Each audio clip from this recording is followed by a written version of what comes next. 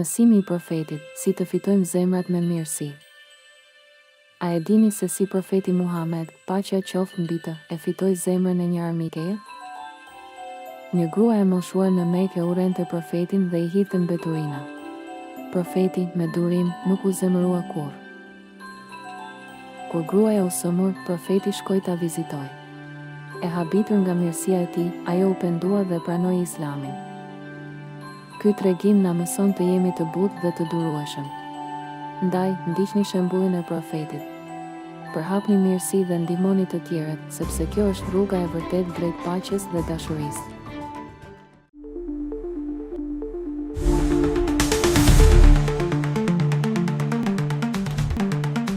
Historia e Uwais el-Qarni, një thesar i fshehur i dashurisë hyjnore. A e dini se si një njeri i thjesht, i panjohur për shumicën, mund të arrijë një pozitë të lartë tek Allahu? Kjo është historia e Uwais el-Qarni, një shembull frymëzues për çdo musliman, prind, i ri dhe besimtar. Uwaisi nga Jemeni nuk e takoi kurrë profetin Muhammed, paqja qoftë mbi të, për shkak të përkushtimit ndaj nënës së tij të sëmur. Kjo sakrificë, ky nderim i thellë, ishte më i vlefshëm se çdo gjë tjetër.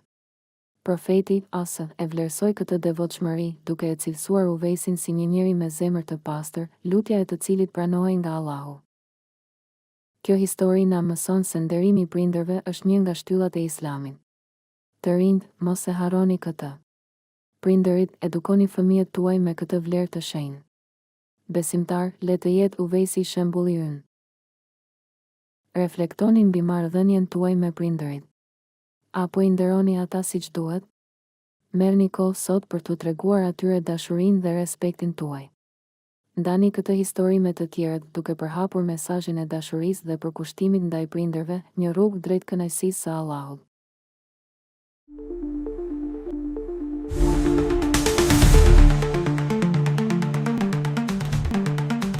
Haxhi i vërtet, një histori që ndriçon zemrat.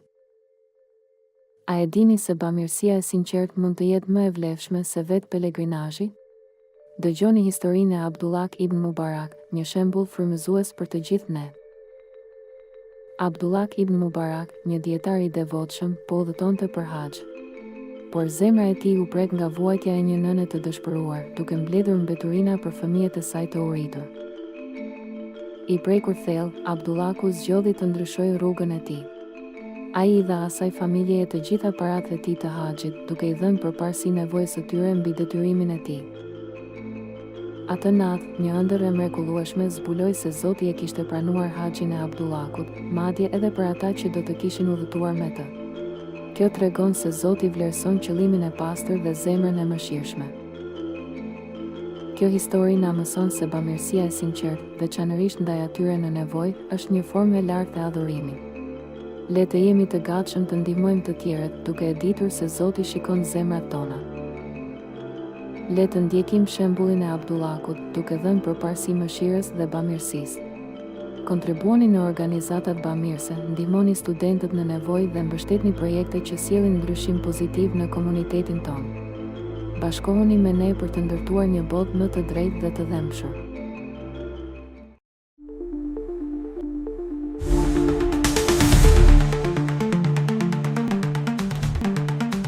Historia e Ali Zinit, mëshira që ndryshon botën. A keni dëgjuar ndonjëherë për Ali Zinin, rojen që zgjodhi mëshirën mbi hakmarrjen? Historia e tij është një dritë shprese për të rinjt, familjet dhe besimtarët, një leksion moral që na prek thellë në zemër. Ali Zini, në kohën e kalifatit Abbasid, zuri një vjedhës të dëshpëruar. Por, në vend të ndëshkimit, ai dëgjoi historinë e tij, urinë e fëmijëve të tij. Zemra e Aliut u prek. Aliu e ushqeu vjedhësin, I dha para dhe e këshilloi të mos kthehej në rrugën e errët. Ky akt I thjesht mëshire ndryshoi jetën e atij burri përgjithmonë. Vitet kaluan dhe Aliu u sëmur. Doktori që e shëroi me përkushtim ishte pikërisht ai vjedhësi I dikurshëm. Ai shpjegoi se mëshira e Aliut I kishte zgjuar ndërgjegjen dhe e kishte kthyer në rrugën e drejtë. Kjo histori na mëson se mëshira dhe falja kanë fuqi të shërojnë zemrat dhe të ndryshojnë jetë. Trajtojeni njëri tjetrin me dashuri dhe respekt, sepse çdo njeri ka potencialin të ndryshojë. Reflektoni mbi këtë histori dhe pyesni veten, si mund të tregoj më shumë mëshirë në jetën time? Ndajeni këtë histori me të tjerët dhe frymëzoni ata të zgjedhin mirësinë.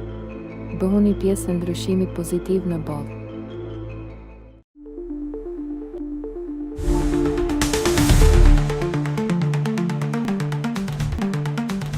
Behluli, urtësia e fshehur pas çmendurisë. A e keni dëgjuar ndonjëherë për Behlulin, të çmendurin e mençur? Historia e tij na mëson se mençuria mund të fshihet në vendet më të papritura. Behluli, një figurë urtësiplot në kohën e kalifit Harun er-Rashid, na sfidon të shohim përtej sipërfaqes. Kalifi, i habitur nga mungesa e tij në tubimet e dietarëve, e pyeti Behlulin arsyen. Përgjigjja e tij: dietarët ishin si fura e zbukuruar nga jashtë, por me zjarr brenda, një metaforë e fuqishme për hipokrizinë. Një ditë, Behluli u pa duke hedhur baltë në muret e pallatit mbretëror. Kur e pyetën pse, ai tha se po përpiqej të blinte vend në xhenet. Të gjithë qeshën, por Behluli profetikisht tha: do të vijë dita që do më merrni seriozisht. Pas vdekjes së tij, ata kuptuan thellësinë e fjalëve të tij. Historia e Behlulit na mëson se mençuria nuk gjendet gjithmonë në pamje, pozita apo fjalë të zbukuruara. Ndonjëherë, e vërteta fshihet te ata që shoqëria i nënvlerëson. Le të reflektojmë mbi këtë dhe të hapim zemrat tona ndaj urtësisë që mund të vijë nga burime të papritura. Mos harroni, urtësia mund të fshihet pas çmendurisë. Ndani këtë histori me familjen dhe miqtë tuaj, diskutoni mësimet e saj dhe inkurajoni të tjerët të shohin përtej sipërfaqes. Le të jetojmë me zemër të hapur dhe mendje kurioze.